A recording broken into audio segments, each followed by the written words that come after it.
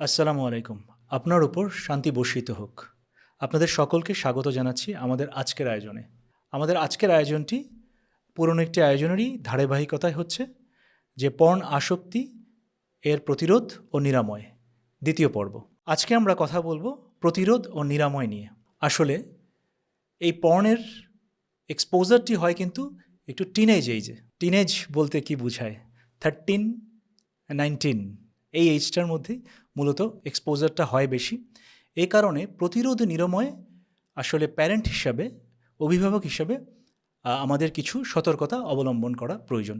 এ নিয়েই আজকের মূল আয়োজন। তো প্রথমে আসা যাক, যেটি আমরা সবসময় বলে আসছি যে 18 বছর বয়সের আগে আমরা আমাদের সন্তানদেরকে স্মার্টফোন দিব না। যদি একান্তই প্রয়োজন পড়ে আমরা বাটন ফোন দিতে পারি, কিন্তু স্মার্টফোন দিব না। এখন স্বাভাবিকভাবেই হতে পারে সে আপনার স্মার্টফোনটি বা আপনার ট্যাবটি চাচ্ছে। এক্ষেত্রে দুটো বিষয় আমরা একটু খেয়াল রাখব। এক, যে আমরা নির্ধারিত সময় নির্ধারণ করে দিব যে এতটুক সময় পর্যন্ত তারা এই ট্যাব বা স্মার্টফোন ব্যবহার করতে পারবে, এবং দুই, আমরা লক্ষ্য রাখব তারা কি দেখছে ইন্টারনেটে। দ্বিতীয়ত, আপনার সন্তান কাদের সাথে মেলামেশা করছে এ ব্যাপারে সবসময় একটু সতর্ক দৃষ্টি রাখবেন। তৃতীয়ত, আমাদের কাছে এমন অভিভাবক এসেছেন, যদিও এটা রেয়ার হলেও আজকাল কম হচ্ছে না। সেটা হচ্ছে যে সন্তানের বয়স হয়তো 9, 10 কি 11 বছর বয়স, এবং সে অলরেডি পর্ন দেখে ফেলেছে এবং ধরা পড়েছে। প্যারেন্টসরা ট্রমাটাইজড, যে আপনি বকাঝোকা করছেন, শাসন করছেন, ঠিক আছে, সাথে তাকে বোঝাতেও হবে এই বিষয়টা, যে এর খারাপ দিকটা কী। এবং যদি নিজে না পারেন, স্বাভাবিকভাবেই আপনারা কি করবেন, যিনি বোঝাতে পারবেন তার সহায়তা নেবেন। চতুর্থত, শারীরিক পরিশ্রম। আপনার সন্তান যেন সাফিসিয়েন্ট শারীরিক পরিশ্রম করে সেই বিষয়ে খেয়াল রাখবেন। এটা শুধু সন্তানের ক্ষেত্রে না, টিনেজারদের ক্ষেত্রে না, যারা এখন একটু অ্যাডাল্ট, একটু বয়স হয়ে গেছে, তারাও যারা এ ধরনের কুঅভ্যাস আছে তাদের জন্য এটা খুব জরুরি যে শারীরিক পরিশ্রম যেন নিয়মিত করা হয়। এখন যেহেতু আমাদের শহর অঞ্চলে জায়গা কম বাচ্চাদের দৌড়াদৌড়ি করার বা শারীরিক পরিশ্রম করার, এজন্য কি করতে পারেন, জুডো, কারাটে, বিভিন্ন স্কুল আছে, এই স্কুলে দিয়ে দিতে পারেন, যে সে যেন একটা ফিজিক্যাল অ্যাক্টিভিটির মধ্যে সবসময় থাকে। তো যত শারীরিক পরিশ্রম করবে সে, ততই এই দুষ্ট চিন্তা থেকে তার মন দূরে থাকবে। পঞ্চমত, আমাদের দেশীয় যে সংস্কৃতি তার ভালো দিকগুলো তুলে ধরুন, নিজে চর্চা করুন এবং তুলে ধরুন। এবং স্বীয় ধর্ম অনুসারে যে ধর্মের যে মৌলিক চর্চাগুলো আছে, সেই মৌলিক চর্চাগুলো সে যেন নিয়মিত করে, এটার দিকে একটু খেয়াল রাখুন।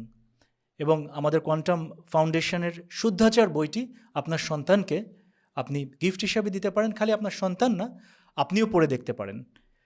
এবং নিয়মিত মেডিটেশনে উদ্বুদ্ধ করুন, কারণ মেডিটেশন কি করবে, মনকে সুশৃঙ্খল করতে সহায়তা করবে এবং যে রিপু নিয়ন্ত্রণে বিশেষ ভূমিকা রাখবে। প্রতিরোধের ষষ্ঠ কারণ, সোশ্যাল মিডিয়া, যেমন ফেসবুক বা ইনস্টাগ্রাম, এগুলো তো না দেখাই ভালো। আমরা বলি যে যত কম দেখা যায় প্রয়োজন ছাড়া।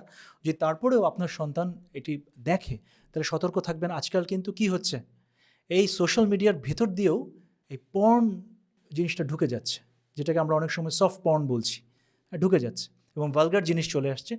এই ব্যাপারেও সতর্ক থাকবেন। এবং আরেকটি বিষয় হচ্ছে, এখন কিন্তু অ্যানিমেশন বা কার্টুন, আমরা ভাবতে পারি যে এত অ্যানিমেশন দেখছে বা কার্টুন দেখছে, দেখা যাচ্ছে এই কার্টুন অ্যানিমেশনের মধ্যেও কিন্তু মানে আপনি বুঝতে পারবেন না হয়তো, কিন্তু দেখা যাচ্ছে যে অ্যাডাল্ট কন্টেন্ট ঢুকিয়ে দেওয়া হচ্ছে। সুতরাং এটা যখন আপনার সন্তান দেখছে, কি দেখছে এই ব্যাপারে একটু দৃষ্টি রাখা খুব জরুরি। এবং আরেকটা বিষয় কি হচ্ছে, যে ভিডিও গেমের মধ্যেও কিন্তু একই ঘটনা ঘটছে। তো কী ধরনের গেম খেলছে, হ্যাঁ, সেগুলোর ব্যাপারেও আমরা একটু সতর্ক দৃষ্টি রাখবো। আর যারা অ্যাডাল্ট, একটু বড় হয়ে গিয়েছেন এবং এই আসক্তির মধ্যে পড়ে গিয়েছেন, তাদের জন্য এক কথায় কিছু টিপস, এগুলো যদি মেনে চলেন তাহলে আশা করা যায় আপনি এটিকে নিয়ন্ত্রণে নিয়ে আসতে পারবেন। এক হচ্ছে নিয়মিত শরীরচর্চা করুন। দ্বিতীয়ত, মেডিটেশন শিখুন ও চর্চা করুন।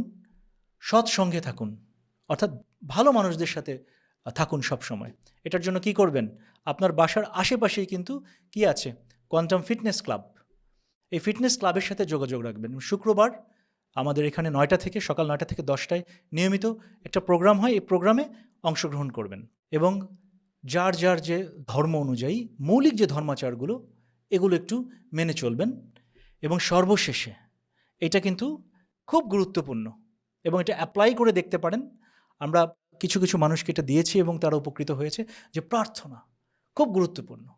এবং প্রার্থনাটা কি হতে পারে, যে প্রভু আল্লাহ, তুমি আমাদেরকে অশ্লীল এবং অপবিত্র চিন্তার হাত থেকে রক্ষা করো, তোমার কাছে আশ্রয় দান করো।